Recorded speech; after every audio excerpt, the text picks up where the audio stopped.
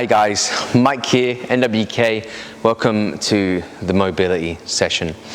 So, today we're going to go over a nice 3 exercises for us. Guys, we're going to focus a little bit more on this one, on our low back, posterior chain work, everything that comes with that, some nice quality work to go through, and definitely for you to practice at home for me. Guys, I know that this sessions, I know that you're not going to want to smash yourself every day. Sometimes just moving, getting some nice mobility work in is what we're looking for, okay? Guys, so what's going to happen is I'm going to go through a few movements just to help that hamstrings, low back, thoracic, everything that we're going to talk about, I'll explain as well.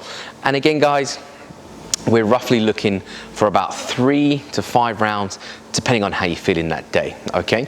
So, the only thing you're really gonna need, all right, for us, something I made earlier on, all right, is a lacrosse ball, massage ball, very cheap to find, even right now in the circumstances. But guys, low back is what we're gonna look for in this one. So guys, to start with, one of my absolute fan favorite movements, specifically when people kind of mention about low back being quite tight, low back, see just everything kind of going on. This just helps loosen it. Personally, I found this one very useful for myself, especially because my lower back does get loaded very easy. That's because of my gymnastic days. I know, who would have thought, right? But ideally I can still bang a handstand out. Anyway, but guys, I found this one very easy, one to follow. Basically, guys, what's going to happen is I'm going to lie myself on my back against the wall. I'm not going to talk during it. I've tried it. It's just ended up looking like this, okay, the whole way through. So what's going to happen, I'll explain it the best I can. I'll visually demonstrate it for you. Might put some funky music on in the background. Who knows where I'm going to go with this. But anyway, guys, basically what's going to happen, this massage ball, all right, especially in the low back, right in this bit, it's normally where you feel that back pump, that kind of nitty gritty area that kind of stops you from doing it. We got a lot of movements in our beautiful kind of classes, or even CrossFit in general, even just during everyday life, we got a lot of hinges going through, and sometimes it gets a little bit jammed up. So we got to open this up a little bit. So first of all, what's going to happen is the massage ball is going to go right onto my back, and it's going to come just side of my kind of spine a little bit, okay? So not on the spine, not right close. We don't want that pressure. That's definitely not what we're looking for. We're looking for a little bit further out, okay? And a little bit where you feel that back pump more than anything else. Guys, you'd lie up against the wall. You create a 90-degree angle. So let's say if I was lying on my back against this rig, okay, my feet would start here, I would come 90 degrees out, my butt would be here, and I'll be lying flat. So I won't be lying flush right up against the wall, okay? You want to be slightly out. Now my feet are going to be flat, and what you're going to find, and what you guys should do at home, is when you find a piece of wall, is that you're going to move your knee out, depending on what side it looks like. It'll feel quite uncomfortable. I'll do my best to talk through it. However, I feel like it'll get a little bit muffled up as I go through. So here's a visual explanation as much as I can, and I'll do my best to make sure it sounds okay to you guys. However, you get yourself on your back, all right? You're gonna probably hear me sound like a bit like an old man on this bar. I'll do my best to keep it up for you. Anyway, so guys, what that looks like, hopefully you can still hear me quite nicely. But guys, what that looks like, it's from here, again, I'm on the ground, okay? This massage ball, okay, is literally gonna go onto my back piece. So what's gonna happen? In it goes. I'm on the side where that back pump is. And again, you're gonna feel a little bit of an awkward angle to start with. What I'm looking for is, especially with the knee, okay, is you're gonna move it slowly out, and I'm gonna feel that pretty rough. And again, the cool big thing about this is that you're in control. You have the control to do this movement, okay? So you can move as far as you want, as fast as you want, and so on. So I'm gonna start to really feel that. We wanna do this for about a minute or so. You can bring the other knee across slightly and back to add a little bit more pressure, but ideally, guys, just moving for that minute, keeping that foot flat against the wall, and the knee out for me is what you want to do.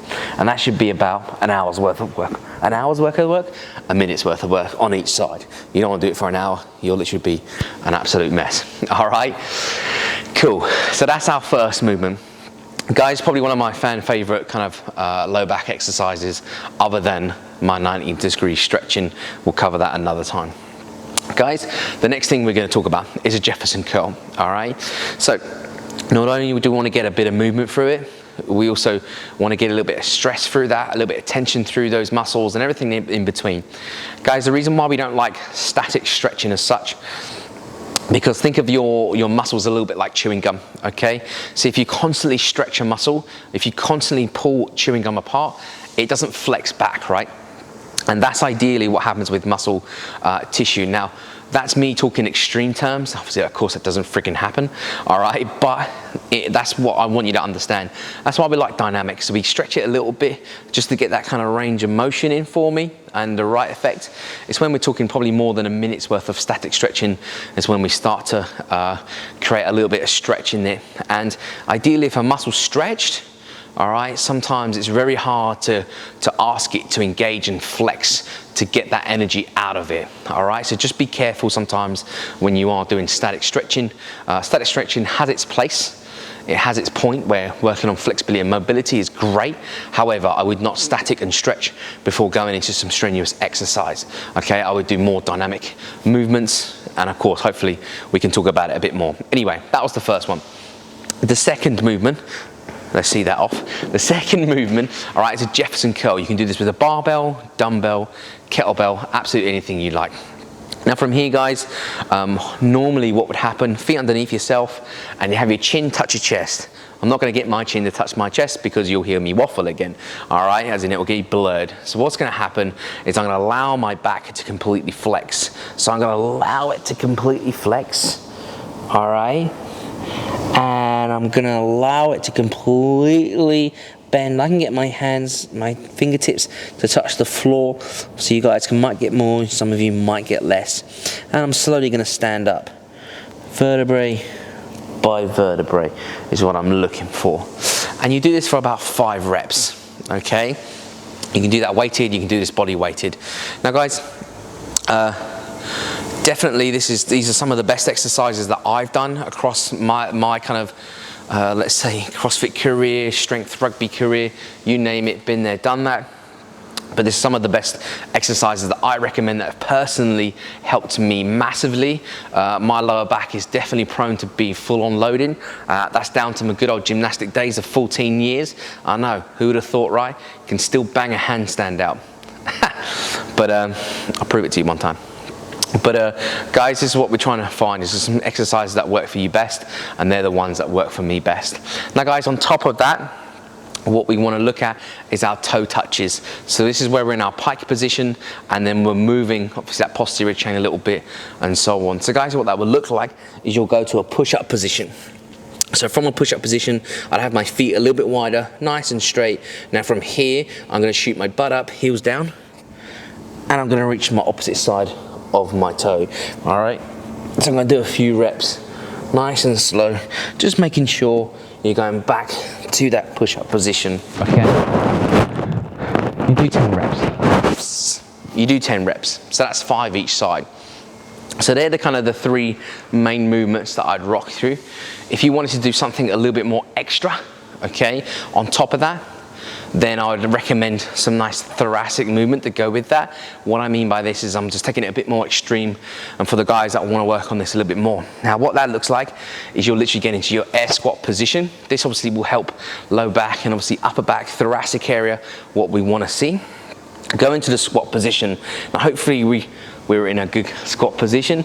Now if I reach the opposite arm, go with my ankle. So I'm just going to bring myself to this point, and then for example, my hand's going to go out and I'm going to reach all the way up and look up. Reset 1 and 2, 5 to 10 each side, depending on how tough that feels. Now that can be quite tough and quite brutal on your upper back, and you'll find yourself finding it quite tough to turn into. So guys, hopefully there's 3 or 4 movements there that you can rock through, especially a nice lower back. That'll get you moving. 3 to 5 rounds would be about right. Guys, get cracking, see how that one feels. Let me know how that goes. Guys, hope you enjoy that piece.